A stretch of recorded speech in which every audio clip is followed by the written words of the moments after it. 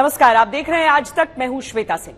543 सीटें, 6 राष्ट्रीय पार्टियां, करीब 94 करोड़ वोटर और दुनिया का सबसे बड़ा चुनाव। अलग अलग पार्टियां अपने उम्मीदवारों के नामों का ऐलान कर रही हैं। मोर्चेबंदी शुरू हो चुकी है और अब बस इंतजार है चुनाव आयोग की तरफ से तारीखों के ऐलान का।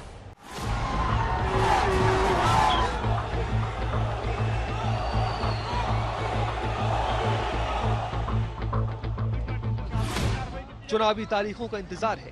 टेंशन बढ़ी हुई है, साख दांव पर लगी है। किसी को किला बचाना है, किसी को गिराना है।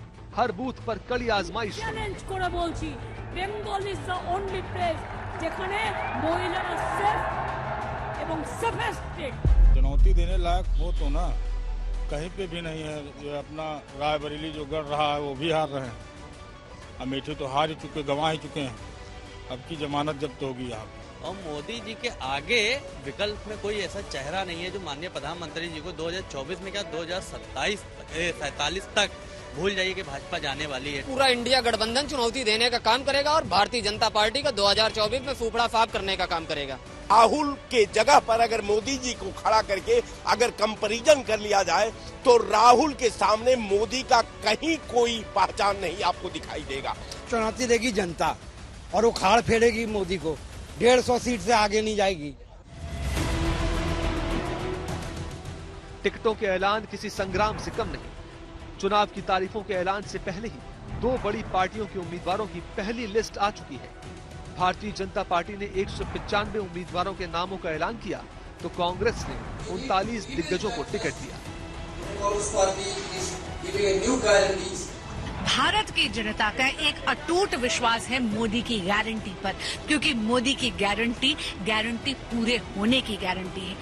अगर आप पिछले 10 वर्ष का मोदी सरकार का कार्यकाल देखें तो आप देखेंगे कि विकास का कितना एक अनप्रेसिडेंटेड कार्य हुआ है। Congress party is targeted to win maximum number of seats in this Lok Sabha election to eradicate this fascist government. BJP is going to find it very tough to even repeat the 303 they had. I'm convinced at this time the BJP is going to lose the government. खेल दिलचस्प हो गया है। मोदी वाराणसी से ताल ठोक रहे हैं तो राहुल गांधी वायनाड से मैदान में हैं। एनडीए के लिए प्रधानमंत्री ने मुद्दों की बिसात बिछा दी। मोदी परिवारवाद और भ्रष्टाचार जैसे मुद्दों को लेकर विपक्ष पर हमलावर है तो विपक्ष रोजगार और महंगाई पर सवाल पूछ रहा है। ये जो मोदी जी के सामने जो पार्टियों का गठबंधन बना है वो कौन है? कांग्रेस पार्टी सोनिया गांधी को, राहुल गांधी को प्रधानमंत्री बनाना है, उद्धव ठाकरे को, आदित्य ठाकरे को मुख्यमंत्री बनाना है, शरद पवार जी को बेटी को मुख्यमंत्री बनाना है, ममता दीदी को भतीजे को मुख्यमंत्री बनाना है, स्टालिन को उसके बेटे को मुख्यमंत्री बनाना है। इसमें आपके लिए कोई नहीं है भाई। मुझे बताओ, आपके लिए है? कोई है? अरे क्या नहीं है यार, आप सोते नहीं हो। आपके लिए नरेंद्र मोदी है, Bharatiya Janata party. Narendra Modi, Amit Shah, Rahul Gandhi, Mayawati, Mamata Banerjee, Akhilesh Yadav, Arvind Kejriwal, MK Stalin, नवीन पटनायक, ये वो चेहरे हैं जो 2024 की सत्ता का संघर्ष रचेंगे, एक दूसरे का रास्ता रोकेंगे, आजमाइश की शर्तें तय करेंगे। इतनी करप्ट पुलिस कभी नहीं हुई होगी और इतना करप्शन उत्तर प्रदेश में कभी नहीं हुआ होगा जितना भारतीय जनता पार्टी की सरकार में चल रहा है। बीजेपी वाले, एलजी साहब और केंद्र सरकार आपके सारे काम रोकने की कोशिश करते हैं। हर काम जो मैं आपके लिए अच्छा करने की कोशिश करता हूं, हर काम ये लोग रोकने की कोशिश करते हैं। क्यों? ये लोग नफरत करते हैं आपसे। ये दिल्ली के 2 करोड़ लोगों से नफरत करते हैं। ये सब चलছে, আমরা চাই ইম্পার্শিয়াল ইলেকশন, আমরা বিজেপি ইলেকশন চাই না। चुनाव की कमान पीएम मोदी के हाथों में है तो विपक्ष के हमलों का केंद्र भी वही है। वही मुद्दे तय कर रहे हैं, उन्हीं पर सवाल उठ रहे हैं और उन्हीं से जवाब मांगा जा रहा है।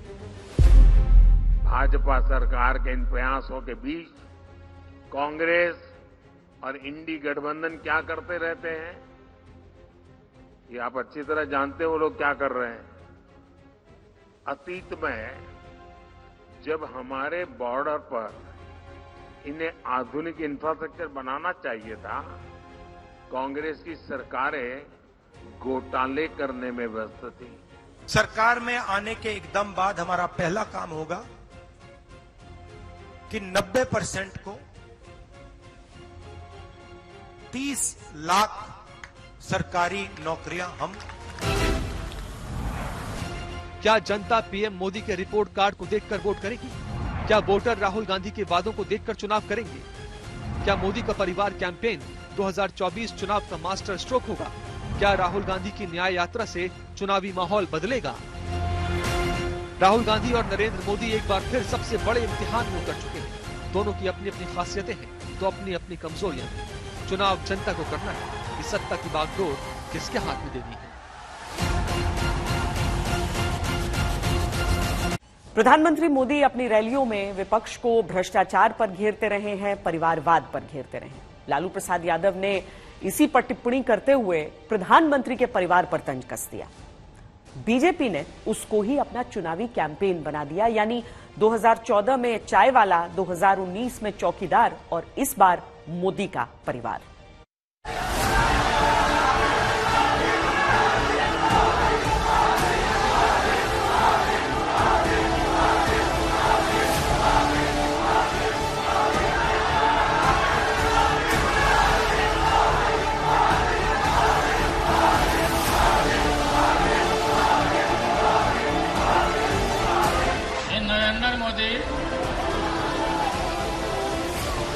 आजकल परिवारवाद पर हमला कर रहे हैं। अरे भाई तुम बताओ ना कि तुमको क्यों परिवार में कोई संतान नहीं तुमको हुआ, बताओ। तुम्हारे पास परिवार नहीं है। लालू यादव ने परिवार को लेकर प्रधानमंत्री नरेंद्र मोदी के खिलाफ जो टिप्पणी की थी उसे पीएम मोदी ने एक ऐसे हमले में बदल दिया जिसके जवाब की तलाश में विपक्ष लड़खड़ा गया। और आजकल लोग पूछ रहे हैं मोदी का परिवार कौन है? कौन है मोदी का परिवार? कौन है मोदी का परिवार? कौन है मोदी का परिवार? सही बात कहा माननीय प्रधानमंत्री जी ने। पूरे देश उनको अपने परिवार के संग और उनके परिवार के हिस्सेदार मानते हैं। अरे जिसका परिवार 140 करोड़ का है उसका बाल भी बांका नहीं हो पाएगा। बीजेपी ने इस पर मोदी का परिवार नाम का एक अभियान शुरू कर दिया है। सोशल मीडिया प्लेटफॉर्म एक्स पर बीजेपी के करोड़ों समर्थकों ने इसे समर्थन दिया है। खुद बीजेपी के नेताओं ने अपने नाम के पीछे मोदी का परिवार लिख दिया। जिस तरह 2014 में चाय पर चर्चा हो रही थी, 2019 में लोगों ने अपने नाम के साथ चौकीदार जोड़ लिया था, ठीक उसी तरह इस बार मोदी के समर्थकों ने भी अपने नाम के आगे मोदी का परिवार जोड़ लिया है। विपक्ष की टिप्पणी को बीजेपी ने कैंपेन बना लिया। मैं कभी उनके हक में था नहीं और ना उनका हमें कोई फायदा हुआ है। उल्टा जब कभी हम इस तरह के नारे जो है इस्तेमाल करते हैं, तोड़ मरोड़ के नुकसान इस्तेमाल करने वाले का ही होता है। या तो हम सेल्फ गोल करते हैं या गोल के आगे से हम गोलकीपर को हटा के मोदी साहब से कहते हैं ना लाओ कर लो स्कोर। अब परिवार पे हमने खुल्लम खुल्ला उनको गोल दे दिया और उन्हें मौके का इस्तेमाल किया और बड़े तरीके से किया। कहा कि मोदी उनका है जिनका कोई नहीं, और हमारे पास इसका जवाब ही नहीं। मोदी के चुनावी एजेंडे और चुनावी नारों का असर विरोधी पिछले चुनाव में देख चुके हैं। पिछले 10 साल अगर 140 करोड़ जनता उनकी परिवार होती, जो कहते हैं ना भारत मेरा परिवार है, तो इतना अन्याय क्यों किया है किसानों के साथ, युवाओं के साथ, महिलाओं के साथ, श्रमिकों के साथ? इतना अन्याय हुआ है पिछले 10 साल, तो अन्याय काल हुए हैं। भविष्य में अमृत काल के सपने दिखाई दे रहे हैं। पिछले 10 साल में इन्होंने क्या किया है? अन्याय काल।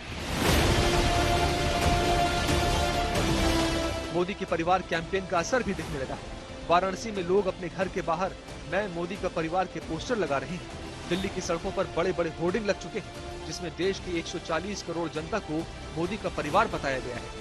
मोदी को तो हम भी परिवार बनाना है और बहुत सौभाग्यशाली है वो जो परिवार बता रहे हो, जिन परिवार के हैं वो। और हम तो चाहते हैं वो हमारे घर में अगली बार जो जन्म हो हमारे घर में हो। पूरे विदेशों में डंका बज रहा है माननीय प्रधानमंत्री जी का। कुछ यहीं के लोग हैं जिनकी दलाली सब बंद हो गई है, 2 नंबर के काम करते थे उनकी दलाली सब बंद हो गई, वही लोग विरोध कर रहे हैं। मोदी के परिवार से जुड़े टी शर्ट लॉन्च किए जा चुके हैं, यानी बीजेपी इसका चुनावी माइलेज उठाने में कोई कमी नहीं छोड़ना चाहती। लेकिन ये पहली बार नहीं है जब विपक्षी जुमलों को बीजेपी ने अपना कैंपेन बना लिया हो। वायदा करता हूं कि इस 21वीं सदी में नरेंद्र मोदी कभी भी देश के प्रधानमंत्री नहीं बनेंगे। लेकिन यहाँ आकर चाय का वितरण करना चाहते हैं तो हम उनके लिए कुछ जगह बना रखते हैं। चाय की चर्चा के कार्यक्रम आया हूँ। इस एक बयान के बाद पूरे 2014 चुनाव के दौरान पीएम मोदी खुद को चाय वाला बताते रहे। 2019 में मैं भी चौकीदार इसी तरह बीजेपी का चुनावी कैंपेन बन गया। राहुल गांधी हर रैली में राफेल खरीद को लेकर चौकीदार बोलकर कटाक्ष किया करते थे। तब बीजेपी ने मैं भी चौकीदार नाम से अभियान चलाया। हम ठेकेदार नहीं हैं, हम सौदागर नहीं हैं, हम चौकीदार भी हैं, हम भागीदार भी हैं, हमें गर्व है इस बात का। 2024 के चुनाव से पहले भी ठीक इसी तरह पीएम मोदी पर निजी हमले किए गए और बीजेपी ने तत्काल इसे एक बड़े कैंपेन में बदल दिया है। इस बार भी सबके सामने मोदी का चेहरा, मोदी का नेतृत्व, मोदी का प्रचार और मोदी का परिवार है। भारतीय जनता पार्टी की एक बड़ी बात यह रही है कि उसने नए चेहरों पर दांव लगाने से कभी गुरेज नहीं किया। विधानसभा चुनावों के बाद नए मुख्यमंत्री जब बने उससे यह बात साबित भी होती है।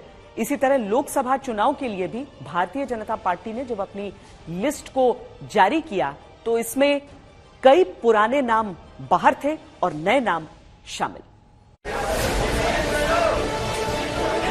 बीजेपी चुनावों में नए चेहरों को मौका देने से पीछे नहीं हटती है। पिछले कई रिकॉर्ड्स ने यह साबित किया है। मध्य प्रदेश, राजस्थान और छत्तीसगढ़ में कई पुराने नेताओं को न लाकर नए नेताओं को मुख्यमंत्री की कुर्सी सौंपी। लोकसभा चुनाव के लिए भी बीजेपी ने यही किया है। 195 उम्मीदवारों का ऐलान करके 2024 के लिए चुनावी रणभेरी बीजेपी ने बजा दी।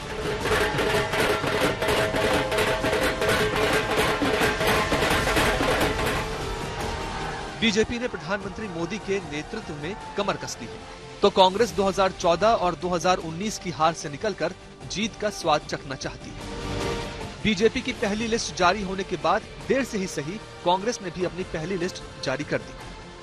अच्छा लिस्ट है, तगड़ा लिस्ट है, हमारे बड़े वरिष्ठ नेता लड़ रहे हैं, तगड़ा लिस्ट है। और पर ये पहली सूची है और कई नाम आने वाले हैं, कई और राज्यों के नाम आने वाले हैं। एक प्रथा के अनुसार ये नाम की घोषणा हो रहे हैं। ऐसा नहीं बीजेपी में आप 2 लोगों ने तय कर दिया कि ये नाम होगा, आसनसोल में किसी को उम्मीदवार बना दिया और 2 दिन के बाद उसको वापस लेना पड़ा। वो उत्तर प्रदेश में किसी को खड़ा किया, 1-2 दिन बाद उनको भी वापस लेना पड़ा। हमारे यहाँ से जिले से नाम आते हैं, पीसीसी पर उस पर विचार होता है, सीईसी में आता है, बातचीत होती है, विचार विमर्श होती है। तो अभी और ढेर सारे लिस्ट आने बाकी हैं। प्रधानमंत्री नरेंद्र मोदी ने इस चुनाव में बीजेपी के लिए 370 सीटों पर जीत का टारगेट सेट किया है। पार्टी नेतृत्व भी इस लक्ष्य को हासिल करने में कोई कोर कसर छोड़ना नहीं चाहता। बीजेपी ने 195 उम्मीदवारों की लिस्ट में मौजूदा सांसदों में से करीब 20% को खराब प्रदर्शन और जीत की कम संभावनाओं के चलते टिकट नहीं दिया है। इसके अलावा विवादित बयानबाजी को लेकर सुर्खियों में आए सांसदों को भी झटका लगा है। 16 राज्य और 2 केंद्र शासित प्रदेश में से 195 सीट्स का निर्णय हुआ। उसमें माननीय प्रधानमंत्री जी वाराणसी से चुनाव लड़ेंगे। लेकिन हर जगह बात आसानी से बन रही है ऐसा भी नहीं है। बिहार और महाराष्ट्र में अभी भी पेंच फंसा हुआ है। चुनावों से एन पहले भी बीजेपी देश भर में नए नए साथियों को अपने साथ लाने की कोशिश में लगी हुई है।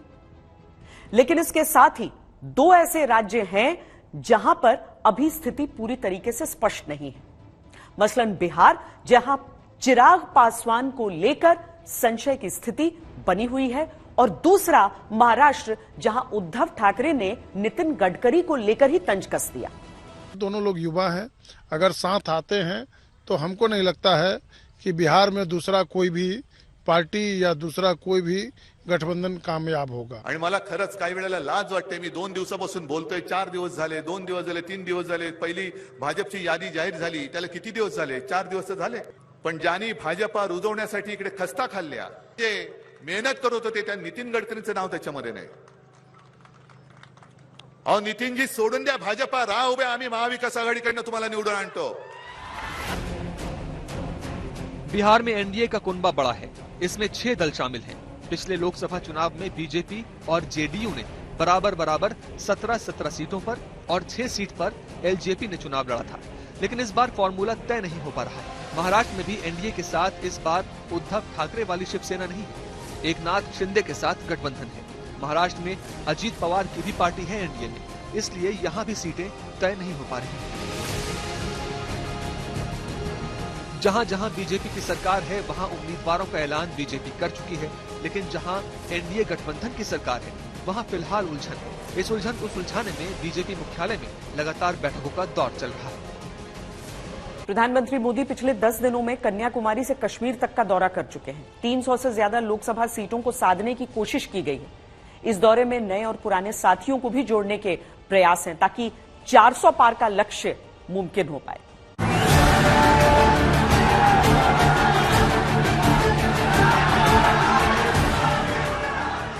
ये सच है कि इस चुनाव के केंद्र में मोदी ही है, या तो उनके नाम पर वोट मांगा जा रहा है। हम किसानों की आदत नहीं बिगाड़ना चाहते, अच्छा मगर अनामी की आदत बिगाड़ना चाहते, नहीं तो उनको हटाने के नाम पर। प्रधानमंत्री खुद जानते हैं कि चुनाव की धुरी वो ही है। मोदी हर गरीब के लिए ज्यादा से ज्यादा अवसर बना रहा है, लेकिन ये बात उन परिवारवादियों को बिल्कुल पसंद नहीं आती जो राजनीति में सत्ता पाने के लिए ही आए हैं। इसलिए वो अपने परिवार को सत्ता के शीर्ष पर रखने के लिए साजिशें करते हैं। ये टीएमसी कांग्रेस लेफ्ट का इंडी गठबंधन भी तो यही करता है। सियासत है तो मेहनत की जरूरत है, सत्ता है तो परिश्रम की आवश्यकता है। उत्तर से लेकर दक्षिण तक, यानी कश्मीर से कन्याकुमारी तक पीएम मोदी गारंटी की सियासी पिच तैयार करने में खुद जुट गए। पिछले 12 दिनों में नरेंद्र मोदी के दौरों पर नजर डाली। 27 फरवरी को पीएम मोदी केरल पहुंचे, यहाँ लोकसभा की 20 सीटें हैं। 28 फरवरी को तमिलनाडु, यहाँ लोकसभा की 39 सीटें हैं। 29 फरवरी को महाराष्ट्र, यहाँ लोकसभा की 48 सीटें हैं। 1 मार्च को पीएम झारखंड पहुंचे, यहाँ लोकसभा की 14 सीटें हैं। 2 मार्च को बंगाल में पीएम मोदी की रैली हुई, यहाँ लोकसभा की 42 सीटें हैं। 2 मार्च की शाम में पीएम मोदी बिहार पहुंच गए, यहाँ लोकसभा की 40 सीटें हैं। 4 मार्च को पीएम तेलंगाना पहुंचे, लोकसभा की यहाँ 17 सीटें हैं। 5 मार्च को पीएम ओडिशा पहुंचे, यहाँ लोकसभा की 21 सीटें हैं। 6 मार्च को पीएम एक बार फिर बंगाल पहुंचे और 7 मार्च को प्रधानमंत्री अनुच्छेद 370 हटने के बाद पहली बार जम्मू कश्मीर पहुंचे। जम्मू कश्मीर में लोकसभा की 5 सीटें हैं। 8 मार्च को असम गए, यहाँ लोकसभा की 14 सीटें हैं। अब प्रधानमंत्री नरेंद्र मोदी यूपी में हैं, यहाँ लोकसभा की 80 सीटें हैं। और अगर उत्तर प्रदेश में बम्पर जीत मिल गई तो बीजेपी के लिए रास्ता और आसान हो जाएगा।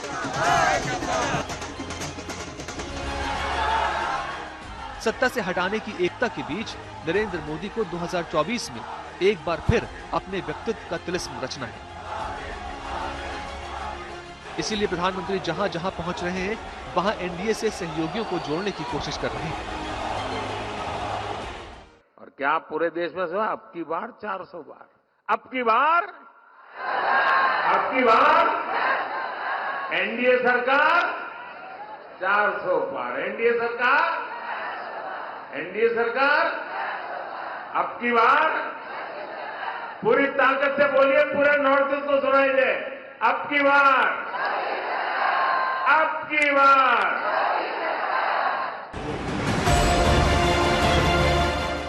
कुछ दिन पहले तक बीजेपी और बीजेडी के साथ आने की चर्चाओं का जो बाजार गर्म था, उस पर ओडिशा बीजेपी का बयान आने से विराम लग गया।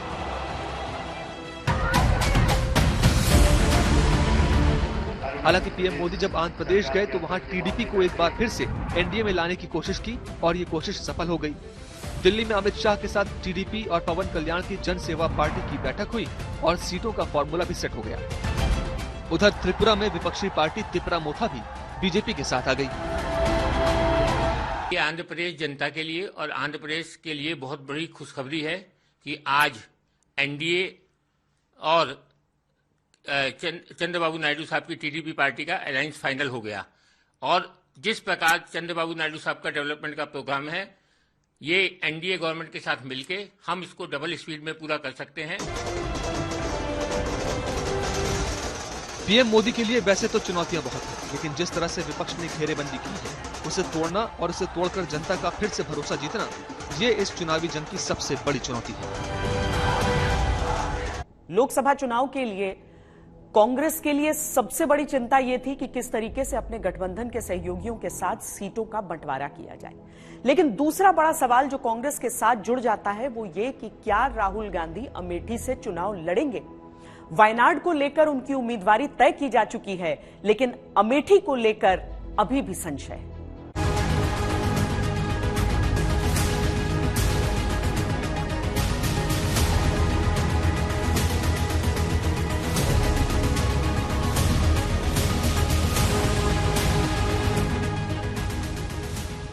– 2024 के महासमर की तैयारी शुरू हो चुकी है। लड़ाई एक एक सीट की है। ये द्वंद्व एक एक वोट का है। नॉर्थ ईस्ट के विकास पर हमने जितना निवेश बीते 5 वर्ष में किया है, यानी पहले जो कांग्रेस के या पुरानी सरकारें करती थी उससे करीब करीब 4 गुना, 4 टाइम ज्यादा। इसका मतलब यह हुआ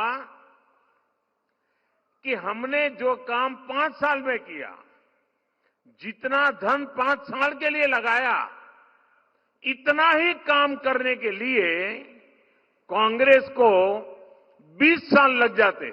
मैं आपको यह बताना चाहता हूं कि हिंदुस्तान के युवाओं के लिए, आदिवासी युवाओं के लिए, पिछड़े वर्ग, दलित, गरीब, जनरल कास्ट के युवाओं के लिए कांग्रेस पार्टी क्या करने जा रही है।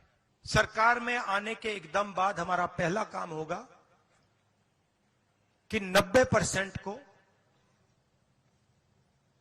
30 लाख सरकारी नौकरियां हम दे देंगे। तैयारियां दोनों तरफ पूरी हैं।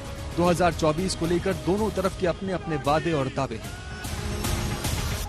5.5 लाख घर, और एक घर ऐसे ही 4 दीवारें नहीं है। इन घरों में शौचालय, गैस का कनेक्शन, बिजली, नल से जल, ये सारी सुविधा भी इसके साथ ही जुड़ी हुई है, एक साथ मिली है। हमने 5,000 करोड़ रुपए स्टार्टअप्स के लिए एक फंड बनाया है और हर डिस्ट्रिक्ट में ये फंड रहेगा। 10 करोड़ रुपए स्टार्टअप्स के लिए, गरीबों के लिए ये फंड दिया जाएगा। तैयारियों के लिहाज से अभी एनडीए विपक्षी गठबंधन से एक कदम आगे दिख रहा है। एनडीए की मुख्य पार्टी यानी बीजेपी ने अपने 195 उम्मीदवारों के नामों की घोषणा कर दी है। वहीं अभी तक विपक्षी गठबंधन सीटों को लेकर विचार के स्तर पर ही है। कांग्रेस ने अपनी पहली लिस्ट जारी करते हुए 39 नामों की घोषणा की है। Now Central Election Committee of Congress has selected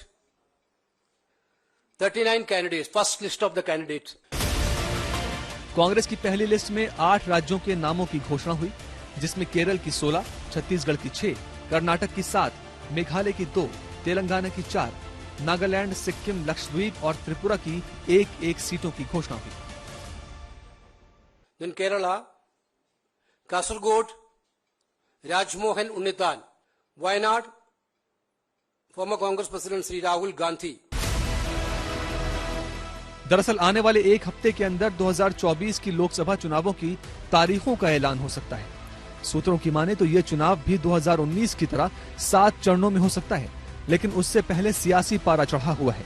सभी पार्टियां उम्मीदवारों की लिस्ट तैयार करने में जुटी हैं। बीजेपी 195 उम्मीदवारों की एक लिस्ट पहले ही जारी कर चुकी है। हालांकि सीट शेयरिंग को लेकर कांग्रेस और क्षेत्रीय दलों में बात पूरी तरह बन नहीं पा रही है।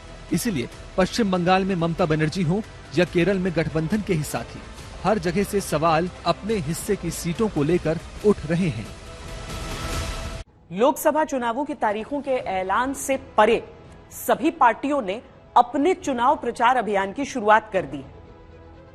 एनडीए की तरफ से प्रधानमंत्री मोदी ने मोर्चा संभाल रखा है। अपने धुआंधार शैली के लिए मशहूर पीएम एक दिन में 2-2 सभाओं को संबोधित कर रहे हैं। वहीं दूसरी ओर विपक्षी गठबंधन है, कांग्रेस पार्टी है, राहुल गांधी हैं, जो अपनी भारत जोड़ो न्याय यात्रा का दूसरा संस्करण लेकर जनता के बीच है।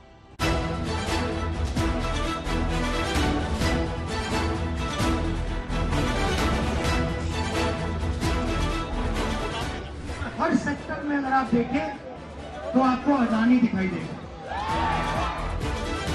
केंद्र की सत्ता से कांग्रेस को बाहर गए हुए करीब 10 साल होने को हैं।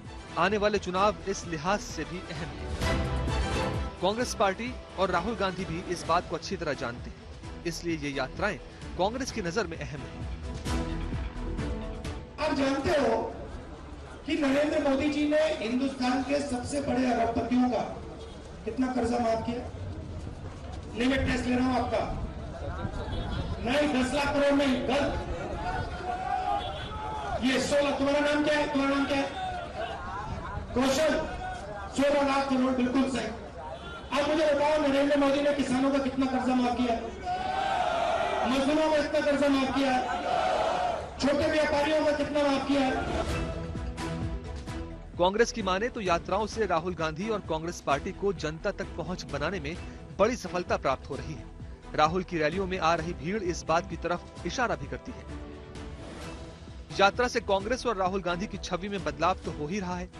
जनता से सीधे सीधे संवाद को वोटों में तब्दील होने की उम्मीद भी है कांग्रेस को।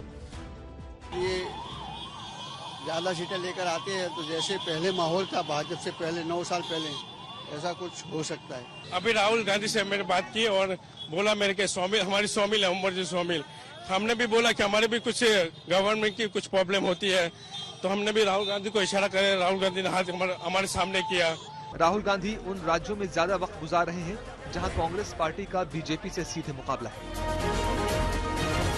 यात्रा के दौरान राहुल सिर्फ 110 लोकसभा सीट से गुजर रहे हैं, पर जिन 15 राज्यों से यात्रा गुजर रही है उन राज्यों में लोकसभा की 357 सीटें हैं।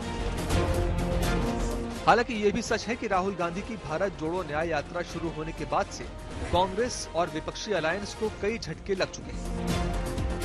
विपक्षी एकता को मोदी विरोध के सूत्र में पिरोने वाले नीतीश कुमार और जेडीयू ने विपक्षी गठबंधन से खुद को अलग कर लिया और अब वही नीतीश प्रधानमंत्री को भारत के विकास के लिए जरूरी बता रहे हैं। मैं आदरणीय प्रधानमंत्री जी का हृदय से धन्यवाद दे रहा हूं और बहुत खुशी की बात है कि अब उनके द्वारा अनेक प्रकार की योजनाएं चलाई जा रही हैं। विपक्ष को दूसरा बड़ा झटका उत्तर प्रदेश से जाट नेता जयंत चौधरी ने दिया। यही नहीं, भारत जोड़ो और न्याय यात्रा के दौरान कांग्रेस छोड़कर बीजेपी जाने वाले नेताओं की लिस्ट भी लंबी है। प्रधानमंत्री नरेंद्र मोदी के खिलाफ जब इंडिया गठबंधन की सोच सामने आई थी तो उसके पीछे का तर्क ये था कि मोदी के विरोध में बाकी सारी पार्टियां एक हो जाएं। पर क्या ऐसा हुआ? नहीं। कई ऐसी क्षेत्रीय पार्टियां भी हैं जो अभी किसी पार्टी के साथ खड़ी नहीं दिख रही हैं। यानी मुकाबला वहां अभी भी त्रिकोणीय ही दिख रहा है। एनडीए का कुनबा लगातार बढ़ता जा रहा है। दक्षिण में भी बीजेपी की कोशिशें रंग ला रही हैं। पुराने साथी साथ आ रहे हैं।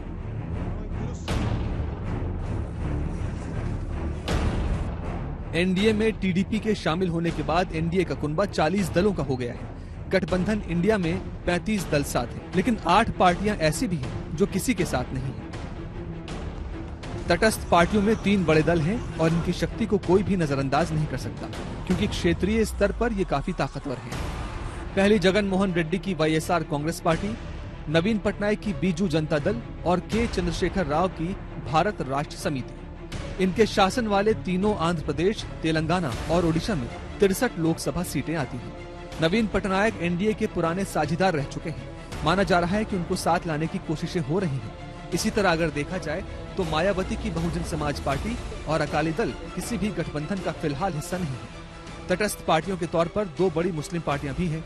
पहली ओवैसी की ऑल इंडिया मजलिस इत्तेहादुल मुस्लिमीन यानी AIMIM और बदरुद्दीन अजमल की all India United democratic front यानी AIUDF। ऐसा माना जा रहा है कि AIMIM और AIUDF जैसी मुस्लिम राजनीति करने वाली पार्टियों को विपक्षी गठबंधन से इसलिए दूर रखा जा रहा है ताकि बीजेपी इसे सांप्रदायिक रंग न देने पाए।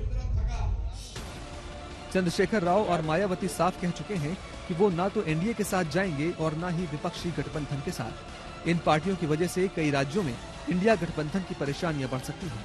ये भी हो सकता है कि ये पार्टियां चुनाव के बाद ही अपने पत्ते खोलें। ऐसे में 2024 के खेल का रुख किसी की भी तरफ हो सकता है। हमारी इस पेशकश में अभी के लिए इतना ही। देश और दुनिया की बाकी खबरों के लिए आप देखते रहिए आज तक।